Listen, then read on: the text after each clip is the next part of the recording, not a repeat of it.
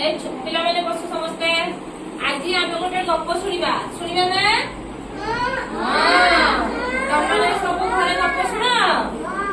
ତମେ ଶୁଣ। କିଏ ଘରେ ଗପ କୁହନ୍ତି? ବାପା କୁହନ୍ତି। ତମ ଘରେ କିଏ କୁହନ୍ତି? ବାପା କୁହନ୍ତି। ଜେଜେବାପା କୁହନ୍ତି ନା? ଜେଜେବାପା କୁହନ୍ତି ନା ଗପ?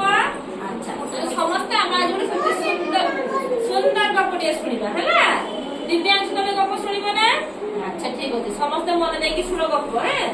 ଇଏ କିଏ କହିଲେ ଚିହ୍ନିଲା ସମସ୍ତେ? ଇଏ କିଏ? ଇଏ ହେଲା ଠେକୁଆ। ଆମେ ଆଙ୍କ ବିଷୟରେ ଆଜି ଗୋଟେ ଗପ ଶୁଣିବା। କି ଗପ ଶୁଣିବା? କଇଁଚ ଓ ଠେକୁଆ। କି ଗପ ଶୁଣିବା ଛୁଆମାନେ? କଇଁଚ ଓ ଠେକୁଆ ହେଲା। କଣ କରିବା ନା କଇଁଚଟିଏ ଆଉ ଠେକୁଆଟିଏ। ଇଏ ହେଲା କଇଁଚ, ଇଏ ହେଲା ଠେକୁଆ ହେଲା।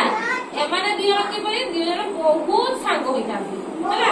ତମେ ସବୁ ସାଙ୍ଗ, ସେମାନେ ସେମିତି ସାଙ୍ଗ ହେଇକି ଖେଳୁଥାନ୍ତି। ଦିନେ ଠେକୁଆ କହିଲା, କିଏ କହିଲା? ଇଏ ଠେକୁଆ ହେଲା। ଦିବ୍ୟାଂଶୁ ବସ ବସ ଗପ ଶୁଣିବା। ଦୁହେଁ ସାଙ୍ଗ ହେଇକି ଖେଳନ୍ତି ହେଲା। ଦିନେ ଠେକୁଆ କହିଲା, ଇଏ କହିଲା ଠେକୁଆ, ସଙ୍ଗାତ ଆଜି ଆମେ ଚାଲ ଦୌଡ଼ ଖେଳ ଖେଳିବା ହେଲା। ସେଇଠୁ କଣ କଲା ନା ଆଗରେ ଗୋଟେ ଗଛ ଦେଖାଗଲା। କି ଗଛ ଦେଖାଗଲା? ତାଳ ଗଛ। କି ଗଛ? ତାଳ ଗଛ ହେଲା। ସେ କହିଲା ଯେ ତାକୁ ଯିଏ ଆଗେ ଛୁଇଁବ ସିଏ ଜିତିବ। ଆମେ ସେ ଦୌଡ଼ିକି ଗଲେ, କହିଲେ ସେ ତାଳ ଗଛକୁ ଯିଏ ଛୁଇଁବ ସିଏ ଆଗେ ଦୌଡ଼ିବ। ବାବା ଶୁଣିବା ନା? କି ଗଛ? ତାଳ ଗଛ ହେଲା। ଯିଏ ଆଗେ ଯିବ ସେ ଗଛକୁ ସେ ଛୁଇଁଲେ ସିଏ ଜିତିବ। ସେଇଠୁ କଣ ଗଲା? କଇଁଚ ଧୀରେ ଧୀରେ ଧୀରେ ଧୀରେ ଚାଲୁଥିବା ଦେଖିଲା। କିଏ ଚାଲିଲା ଏଟା? କଇଁଚ। କଇଁଚ କେମିତି ଚାଲୁଛି? ଧୀରେ ଧୀରେ ଧୀରେ ଧୀରେ ଏମିତି ଚାଲିଲା। ସିଏ ଚାଲିବାର ଦେଖି ଠେକୁଆ ମନେ ମନେ ହସିଲା। ଇଏ ଠେକୁଆ ମନେ ମନେ କଣ କଲା? ହସିଲା। କଣ କହିଲା? କହିଲା କଇଁଚ ତ ଧୀରେ ଧୀରେ ଚାଲୁଛି, ମୁଁ କଣ କରିବି? ମୁଁ ଶୀଘ୍ର ଶୀଘ୍ର ଯାଇ ପହଞ୍ଚିକି ଜିତିବି। ସେଇଠୁ କଣ କରୁଛି ନା କଇଁଚ କିଛି ବାଟ ଗଲା। ହଁ, ସେଇଠୁ ଠେକୁଆ କଣ କଲା? ଠେକୁଆ ଚାଲିଲା, କଇଁଚ ଚାଲିଲା। କଇଁଚ କଣ କରି କଇଁଚ ସେଇଠୁ କଣ କଲା ନା ଠେକୁଆ କଣ କରୁଛି ନା ଖୁବ ଜୋର ସେ ଦୌଡ଼ିକି ଯାଇ କଣ କଲା? ଥକି ଗଲା। ଛୁଆ ଏଟା କିଏ ଦୌଡ଼ିଥିଲା? ଠେକୁଆ। ସେ କଣ କଲା? ଦୌଡ଼ି ଦୌଡ଼ି ଯାଇକି ଜୋରେ ଦୌଡ଼ିଲା। ସେ ଯାଇକି ଥକି ଗଲା।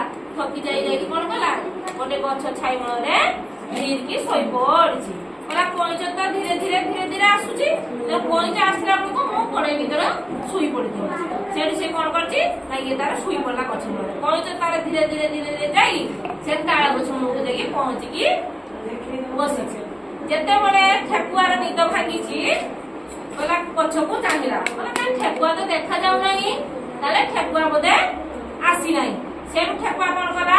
ଦୌଡ଼ି ଦୌଡ଼ି ଦୌଡ଼ି ଦୌଡ଼ି ଯାଇକି ତାଳ ଗଛ ପାଖରେ ପହଞ୍ଚିଗଲା। ପହଞ୍ଚିଲା ବେଳକୁ କାହାକୁ ଦେଖିଲା ସେଠି? କଇଁଚକୁ। ଭଲ ପିଲା। ସେ କଇଁଚକୁ ଦେଖିଲା, କହିଲା ଆରେ କଇଁଚ କଣ ଆସିକି ପହଞ୍ଚି ଯାଇଛି। ସେଇଠୁ ସେ କଣ କଲା? କହିଲା ମୁଁ ତାହେଲେ ହାରିଗଲି ହେଲା। କିଏ ଜିତିଲା? କଇଁଚ ଜିତିଲା, ଠେକୁଆ ହାରିଲା ହେଲା। ତାହେଲେ କି ଗପ ଶୁଣିଲେ ଛୁଆ ମାନେ? କଇଁଚ ଓ ଠେକୁଆ। ତମକୁ ସେ ଗପ ଭଲ ଲାଗିଲା? ଆଚ୍ଛା ଠିକ ଅଛି, ତାହେଲେ ଆମେ କାଲିକି ସମସ୍ତେ ଆସିଲେ ଏ ଗପଟା ପଚାରିବା ହେଲା।